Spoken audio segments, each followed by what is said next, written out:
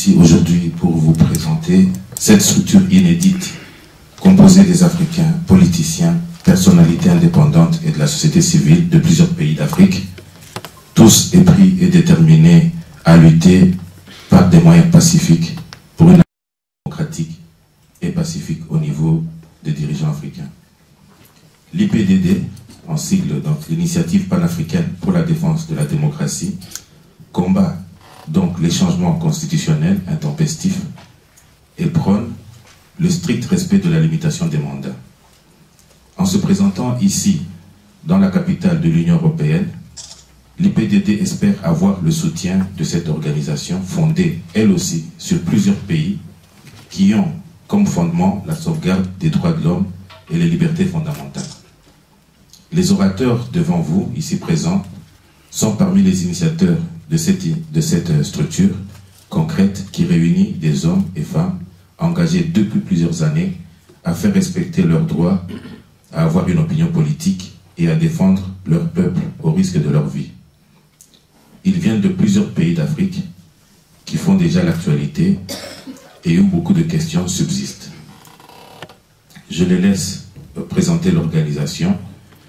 Chacun aura 5 minutes, puis nous passerons aux questions. Mais avant ça, je vous présente ceux qui sont présents devant vous et les autres membres de la structure qui sont dans la salle. Donc à ma gauche, vous avez Freddy Kita de l'AFD Congo, qui est le coordonnateur du comité de suivi et qui est le chargé de l'exécutif. À sa gauche, vous avez Joseph Wabari, qui vient du Congo-Brazzaville, qui est aussi membre du comité de suivi. À ma droite, vous avez une grande dame, Madame Henriette Lagou, qui est aussi candidate à l'élection présidentielle cette année en Côte d'Ivoire. Nous avons Madame Marie-Reine Hassen, qui vient de la République centrafricaine. Et comme invité, nous avons Monsieur Paul Sampou, secrétaire général de la Fédération internationale des droits de l'homme, FIDH en sigle. L'IPDD est né effectivement à cause de cette volonté-là de nos dirigeants africains qui voulaient à tout prix ou qui veulent à tout prix s'éterniser au pouvoir. Je crois qu'aujourd'hui, la majorité des pays africains traversent les mêmes problèmes. Le manque de démocratie, le manque de liberté d'expression, la vie sociale n'en parlons pas, les emprisonnements des prisonniers politiques, des militants des droits de l'homme. Alors, raison pour laquelle nous nous sommes dit qu'il fallait que les opposants africains fassent quand même quelque chose, parce que la majorité des pays africains, comme je viens de le souligner, traversent les mêmes problèmes. Et le 9 novembre 2014, nous nous sommes retrouvés à Paris. Pourquoi à Paris? Parce que nous avons dit, si on tenait cette réunion dans un pays africain, il y aurait peut-être des arrestations, des intimidations comme nous les vivons au quotidien. Nous nous sommes réunis à Paris le 9 novembre 2014 et nous avons fait ce qu'on a appelé la déclaration de Paris.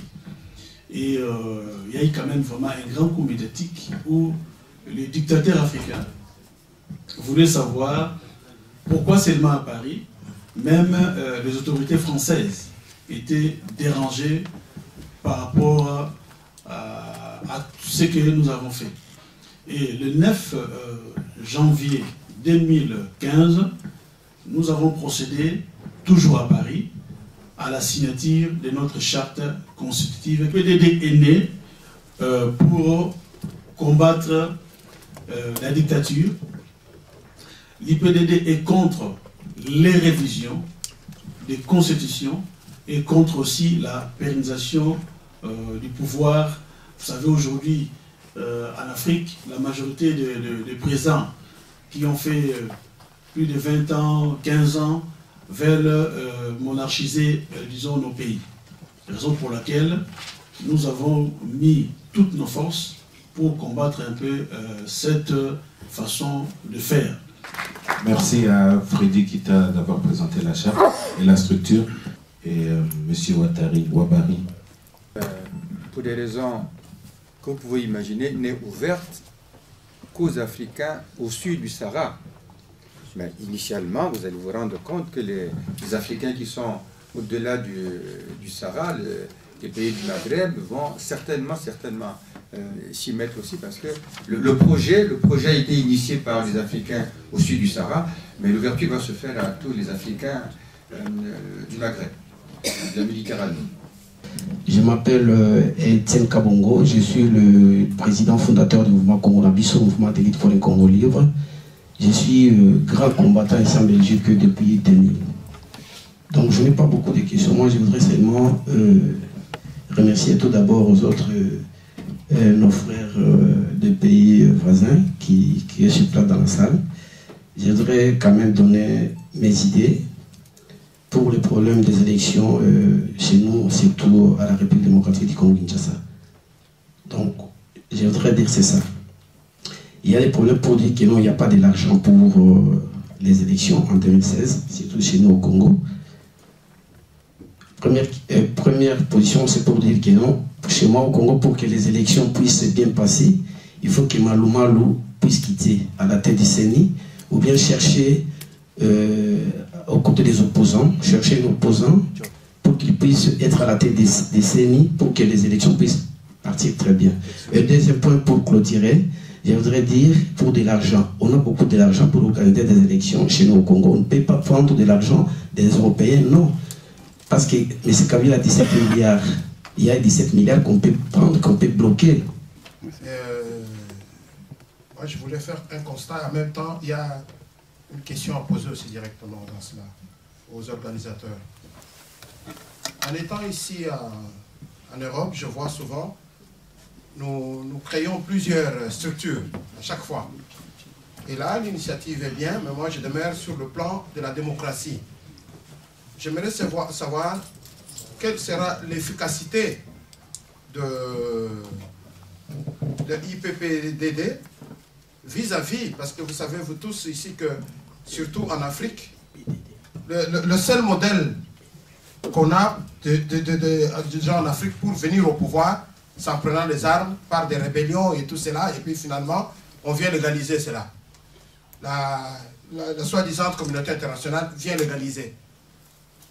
Alors, je me demande maintenant, quelle sera l'efficacité quand nous nous réunissons comme cela pour dire que nous nous battons pour cette démocratie? Première question, c'est cela. De quelle manière est-ce que vous comptez? Nous comptons, parce que c'est cela le combat de chacun de nous. De quelle manière est-ce que nous ferons pour que nous puissions faire respecter cette démocratie? Et puis de deux, pourquoi seulement nous devons rester en créant ces structures, que ce soit uniquement les Africains? Or, si nous voyons bien le problème de la démocratie et des élections et tout cela, c'est un problème, je pourrais dire, universel. Et vous avez parlé des jeunes, donc, et la diaspora africaine plus particulièrement. Je trouve que c'est un peu très abstrait votre structure. Donc, comment vous allez faire pour que ces diasporas soient engagées? Est-ce que c'est plutôt top-down votre structure, ou comment vous allez faire ça? C'est surtout ça que j'aimerais savoir, parce que la diaspora africaine est quand même très engagée sur le plan Afrique ces derniers temps. Donc, vous dites que vous êtes là pour la démocratie et pour les jeunes, et j'aimerais savoir comment vous allez vous y prendre pour que cette diaspora africaine, mais aussi la jeunesse africaine, soit engagée dans la politique et puisse participer activement dans ce débat-là. Merci. Donc, bon, là, tu as parlé de la question qui nous touche, nous, les RDCiens. Mais nous savons tous que la volonté du pouvoir actuel n'est pas celui d'aller aux élections. D'ailleurs, quand le vice-président de la CENI a rendu public le fameux calendrier, il a clairement parlé des 27 contraintes. C'est-à-dire, il y a déjà les problèmes de financement, il y a les problèmes juridiques, il y a les problèmes techniques, ainsi de suite. Mais nous, à notre niveau, tant qu'opposants, nous ne laisserons jamais faire. Nous continuerons de faire pression jusqu'à ce que M. Kabila, d'abord par la CENI, nous donne le vrai calendrier. Concernant d'abord M. Kabongo, il ne faut pas dire sur le principe, je suis originaire du Congo-Brazzaville. je suis un ancien ministre du Congo-Brazzaville, nous avons le même problème que vous avez en RDC. M. Sassou est là depuis plusieurs années, sur la base d'un coup d'État, il y est encore. Quand il fait son coup d'État, il prend 5 ans de transition, ensuite une constitution écrite par lui-même, qu'il a promulguée lui-même, et où il se donne 2 fois 7 ans. 2 fois 7 ans, arrivant à expiration en 2016. À la veille de 2016, M. Sassou se réveille pour dire non, il vaut mieux qu'il la change parce qu'il a des projets en cours, il n'a pas suffisamment fait, il doit faire, il faut qu'il décroche la lune pour qu'elle vienne à tête, pour que les Congolais soient heureux. Nous disons non. Vous avez eu le temps d'écrire, de rédiger, de se donner une constitution écrite par vous-même, vous devez partir. Il doit partir. Il doit partir, nous nous battons pour qu'il parte. Mais M. Kabongo ne peut pas dire qu'il faut enlever Malou Malou pour mettre un opposant. Non. Dans une commission électorale indépendante, aussi bien chez vous que chez nous, il faut que ce soit une personnalité consensuelle. Il faut parler sur le principe qu'on doit mettre un opposant. Il faut parler sur le principe qu'on doit mettre quelqu'un de la majorité présidentielle ou bien quelqu'un de l'Église catholique. Il faut qu'il soit quelqu'un de consensuel. Il ne faut pas que ce soit une personnalité conflictuelle. Si vous mettez une personnalité conflictuelle à la tête de la commission électorale indépendante, la question, dès le départ, faussée. Deuxièmement, la question d'argent au Congo-Kinshasa ne peut pas s'opposer. Chez nous comme chez vous, il y a de l'argent. On ne peut pas se poser, ne pas faire des élections facilement. De l'argent. Il ne manque pas de l'argent. L'État du Congo-Kinshasa, comme l'État du Congolais, a les moyens pour financer une opération très importante, comme les élections. Donc la question de prendre l'argent de Kabila quelque part pour faire les élections, ça c'était un faux débat.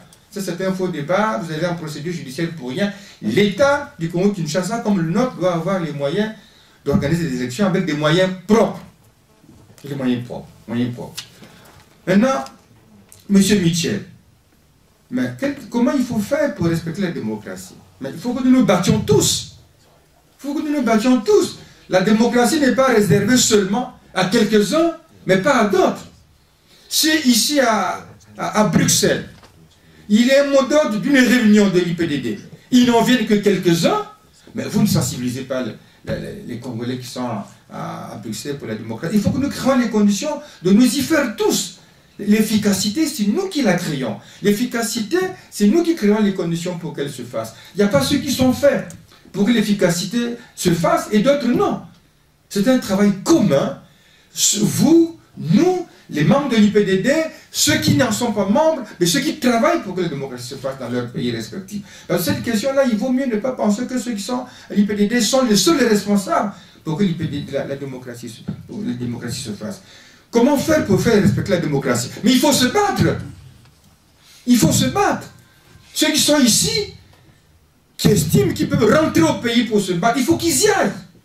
Ceux qui estiment que rester en Anglais, à Paris, rester à Bruxelles, ça ne fait pas avancer la démocratie, mais ils rentrent chez eux. S'ils peuvent aussi s'y installer pour travailler, ils s'installent et ils travaillent. Il n'y aura pas des camarades au Congo-Kinshasa seuls pour la démocratie s'installe. Nous tous, nous sommes concernés. Et puis le travail, le pouvoir se gagne au pays. Si nous devons être les plus nombreux à Kinshasa, les plus nombreux à Brazzaville, nous allons gagner. C'est pour cela que moi je salue le courage de Tshisekedi, qu'en étant malade, il a une pensée pour son pays, quand il peut y aller, il repart, alors qu'il devrait, pour des raisons de santé, se cloîtrer uniquement en Europe. Et puis, on ne peut pas internationaliser les structures. Mais vous allez créer une organisation internationale pour la défense de la démocratie en y mettant les Russes, les Français, les Slaves, les Argentins. Mais les problèmes ne peuvent pas, on ne pourra pas régler les problèmes du Congo, de l'Afrique, en y mêlant tous les camarades. Il y a des instances internationales qui sont là pour régler ces questions-là. L'ONU est là, peut-être qu'on peut régler les questions des droits de l'homme, la FDH, mais pour les questions particulières, comme la défense de la démocratie en Afrique, il faut que les Français commencent par se battre eux-mêmes. Ok, merci beaucoup. Je suis Henriette Labou, chef de parti politique en Côte d'Ivoire, RPC Paix. Je suis présente ici avec mon vice-président, M.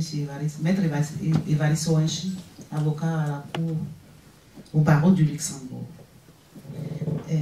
Je voudrais saluer le frère qui a parler de démocratie, à commencer par dire qu'il y a beaucoup d'organisations qui se créent. Je pense que c'est ça. Comme l'IPDT, et puis après, ça ne lutte pas complètement comme il se doit. Mais je pense que cette fois-ci, l'IPDT, nous y sommes engagés parce que c'est toute l'Afrique. Nous avons vu des organisations, des opposants de l'Afrique centrale, de l'Afrique de l'Ouest, mais cette fois-ci, c'est vraiment toute l'Afrique qui se met ensemble, pour lutter contre ce qui se passe dans nos pays. Je suis arrivé hier de la Côte d'Ivoire, je suis candidat, ça a été dit tout à l'heure. M. Ouattara est candidat. Et donc, je voudrais indiquer que cet ensemble africain que nous allons pouvoir installer la vraie démocratie en Afrique. C'est temps quand on va échanger les expériences. Qu'est-ce qui se passe en Côte d'Ivoire? Comment les opposants luttent en Côte d'Ivoire? Qu'est-ce qui se passe en RDC? Nous avons suivi dernièrement ce qui s'est passé en RDC. Le peuple s'est levé. M. Kabila a reculé. Parce qu'il voulait changer d'abord le code électoral. Il voulait s'attaquer à la Constitution. Et chez nous, quand les gens ont vu ce qui s'est passé en RDC, quand ils ont vu ce qui s'est passé au Burkina, je pense qu'ils n'ont même pas la tête de vouloir toucher à notre Constitution. Donc je voudrais, moi, saluer toutes les personnes présentes ici et indiquer que nous sommes en Afrique sur le terrain et que cette plateforme nous intéresse à plus d'un titre, parce que ça va nous permettre, évidemment, de lutter pour la démocratie en Afrique. Je vous remercie. Donc, je m'appelle Chatar Saïd, je suis belge d'origine marocaine.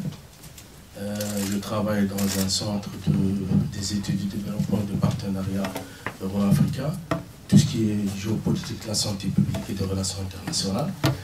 Donc, je voudrais tout d'abord poser une question d'éclaircissement concernant la minorité musulmane en République centrafricaine. Parce qu'on reçoit souvent des informations biaisées, tendancieuses, circonstancielles, etc. Si vous pourriez là nous éclairer là-dessus. Les questions qui ont été soulevées par M. Mitch et par la jeune dame ne soient pas bien comprises ou bien la réponse ne soit pas aussi exacte. En fait, ce qu'ils veulent, pour parler en termes clairs et de terrain, c'est-à-dire quelles sont les stratégies que l'IPD met au niveau éducatif, au niveau formatif, au niveau informatif, pour que réellement la base soit sensibilisée, que ce soit ici, que ce soit là-bas, et la raison, quand il voit qu'il n'y a pas autant de jeunes, donc il dit qu'il y a quelque chose qui manque. Donc il demande s'il y a réellement des stratégies qui sont mises en place. La question dont je voudrais vous poser, c'est de savoir quelle est la vision que vous voulez donner à cette politique africaine. Quelle est l'approche régionale que vous faites de l'Afrique? Parce que ça ne sert à rien de critiquer le départ de Kabila, le départ de Sassou Nguesso. Mais qu'est-ce que nous mettons en place comme projet politique? Voilà ma question. Merci. C'est Cheikh Fita, Info en ligne de Congolais de Belgique. D'abord, il faut louer l'initiative parce qu'il y a une sorte de synergie parmi les forces d'opposition en Afrique. C'est une bonne chose. Ma question, c'est celle-ci. Effectivement, 2015, 2016, 2017, c'est une période charnière pour un grand nombre de pays africains et il est presque sûr que plusieurs dictateurs vont être balayés. Mais quand les dictateurs sont arrivés, on a vu que leur premier réflexe était d'aller à Washington, d'aller à Paris et à Bruxelles.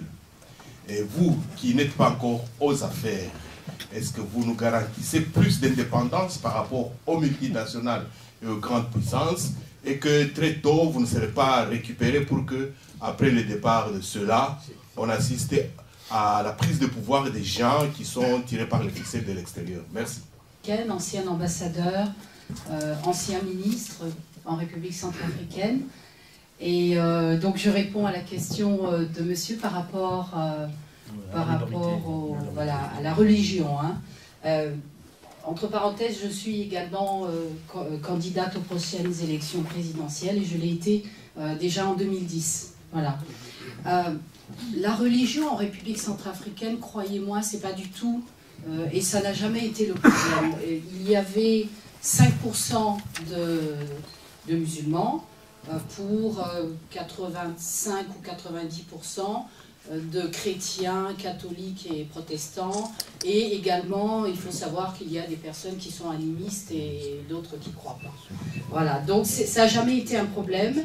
Et le problème qui a été soulevé, en fait, pour justifier cette invasion des Séléka, ça a été, mais le nord musulman a été abandonné. Mais c'est faux, en fait, c'est pas le nord simplement musulman qui a été abandonné, c'est toute la République centrafricaine, ce sont toutes les provinces qui ont été abandonnées. L'État n'existait pas du tout depuis des années, et même à Bangui, la capitale, c'était tout juste si on était protégé par ce qui restait de l'armée. Donc toute la République centrafricaine a été complètement abandonnée, c'est-à-dire il n'y a pas d'État, il n'y avait pas de protection militaire, il n'y avait rien. Donc c'est toute la République centrafricaine. Maintenant, il faut savoir que ce ne sont pas les musulmans, les 5% de musulmans centrafricains qui ont toujours vécu en bonne symbiose avec tout le monde, ce ne sont pas seulement ceux-là qui se sont révoltés pour faire partir Bozizé et prendre le pouvoir. C'est une affaire qui vient de l'extérieur, il faut le dire franchement. Ça vient du Soudan, ça vient du Tchad, ça vient même au-delà. Les armes que nous retrouvons aujourd'hui en République centrafricaine, parce que c'est un pays qui est truffé d'armes et de caches d'armes partout, ces armes-là viennent d'aussi loin que la Libye et même au-delà. Donc voilà, donc c'est plutôt une organisation extérieure qui a fait que voilà, le pouvoir a été, Bozizé a été chassé. Or, en Centrafrique, il y a un problème d'infrastructure terrible. Même dans la ville, les ponts, on ne peut pas les franchir lorsque c'est la saison des pluies.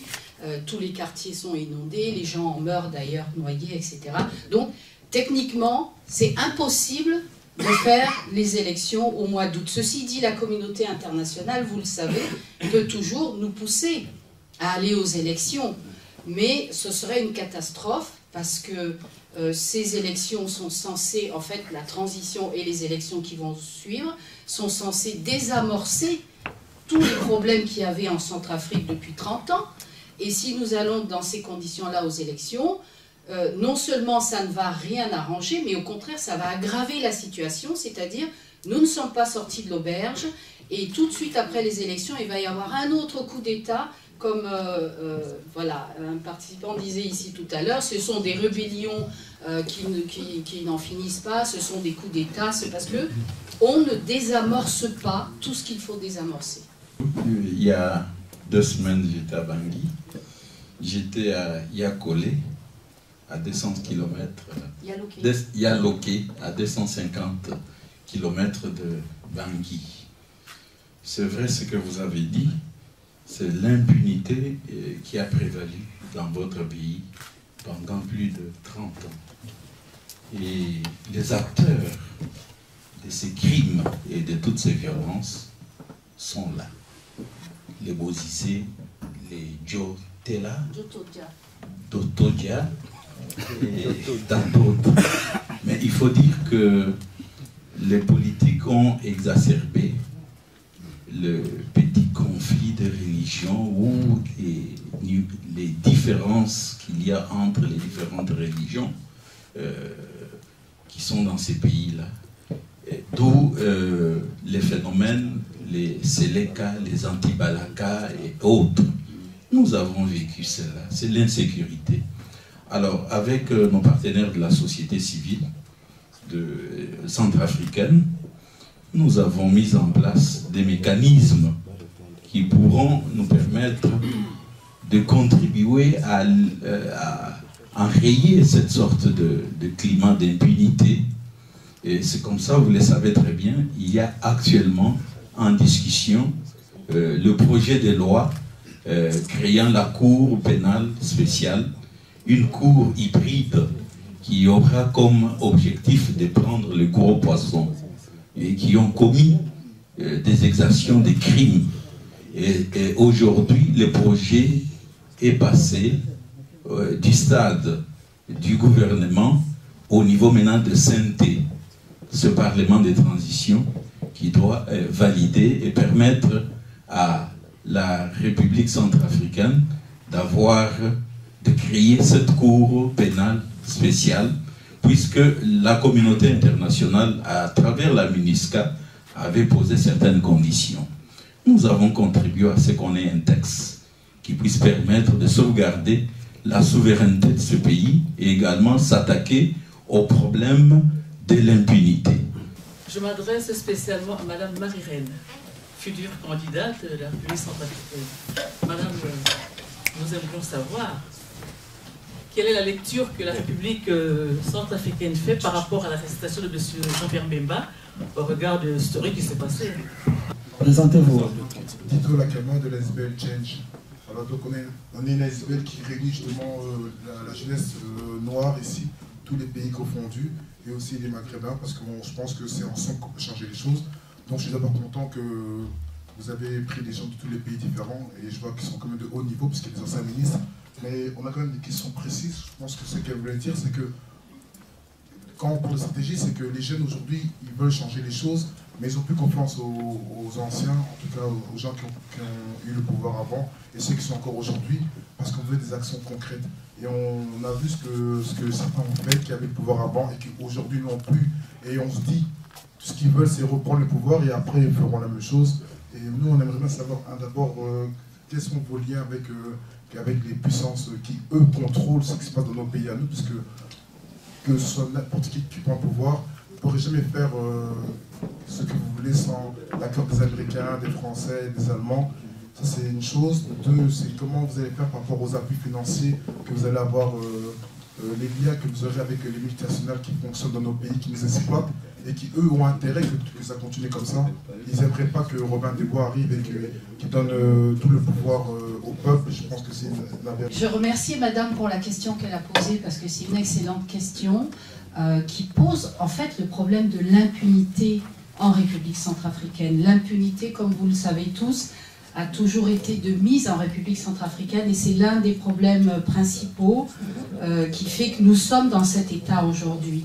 Et Jean-Pierre Bemba, plus précisément, a répondu simplement à l'appel d'un président de la République qui s'appelait Patassé, voilà, qui lui a demandé de l'aide par rapport à, je résume, un coup d'État qui était en cours en Centrafrique. Donc, il n'a fait que répondre, c'est mon avis, hein, et mon avis personnel et celui de mon parti qui s'appelle le MRC Centrafrique, parce que j'ai oublié de vous dire que je suis présidente de parti également. Et donc, ce que nous pensons de cela, c'est que Jean-Pierre Bemba a répondu à un appel par rapport à des accords qu'il y avait entre lui et Patassé. Mais le problème, au fond, c'est quoi? C'est comment ça se fait qu'un chef d'État ait fait appel, au lieu de faire appel à ses pairs. Vous voyez, c'est tout ça que nous devons changer en Afrique. Au lieu de faire appel à ses pairs, d'appeler au secours, il va appeler donc une rébellion qui arrive en Centrafrique, qui n'est pas dirigée par Jean-Pierre Bemba, qui lui n'est pas là. Et cette rébellion, il y a eu des personnes qui l'ont accueillie en Centrafrique. Vous savez, il y a le fleuve entre le RDC et la RCA.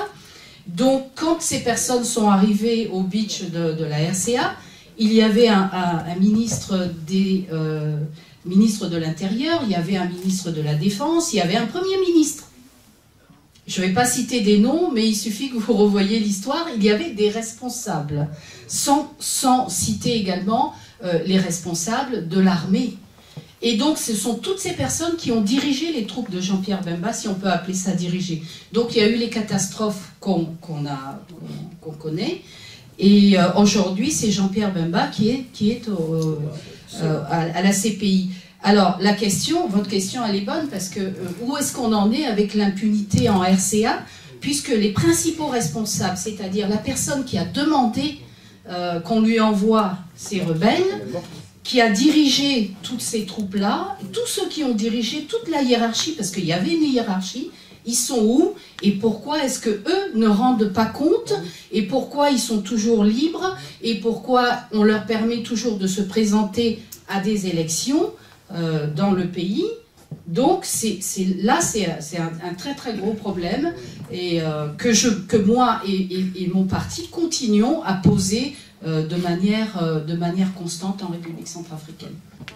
Les responsables politiques des deux pays, le Rwanda et la RDC, sont impliqués également dans la sous-région.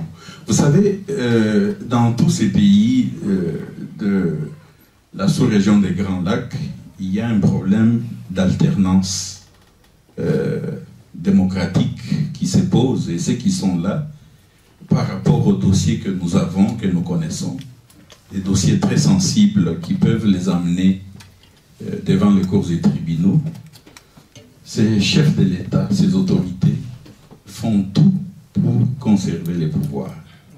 Alors nous constatons malheureusement qu'ils veulent absolument, par tous les moyens, créer peut-être des zones de non-droit, qui sont déjà des zones de non-droit, pour que ces personnes soient incontournables dans la recherche des solutions dont on a besoin, sinon ça va s'embraser davantage. Alors, à Kinshasa, au Congo, il y a cette campagne de diabolisation de la communauté internationale. Quand vous allez à la RTNC, vous voyez que c'est écrit dans la salle de rédaction que chaque journaliste devrait commencer ses émissions par sensibiliser contre certaines puissances extérieures par rapport à la souveraineté de ces pays, depuis que Kabila avait convoqué les ambassadeurs pour leur tenir un discours nationaliste, etc. C'est tout simplement quoi? C'est une politique de créer une situation qui pourrait être gérée par Kagame, Kabila, Museveni et les autres. Et je voudrais juste m'adresser à mon ami frère qui vient de poser la question par rapport à la jeunesse. Et je voudrais juste vous dire, aucun pays ne s'est développé sur la base de la mendicité ou de l'aide internationale. Et à partir de là, autour de l'IPDD, je pense que la jeunesse est là pour développer l'Afrique sur la base de la technique et de la science, c'est-à-dire renforcer la démocratie. Le départ et l'arrivée, c'est la démocratie. Un pays qui n'a pas de démocratie ne pourra jamais sortir de la torpeur et de l'angoisse. C'est à travers la démocratie qu'on peut avoir une bonne croissance. À travers la démocratie qu'on peut avoir une bonne justice pour développer et transformer les pays. Et je pense qu'à partir de là, nous vous invitons à venir travailler la main dans la main pour développer l'Afrique et se débarrasser de ces sanguinaires.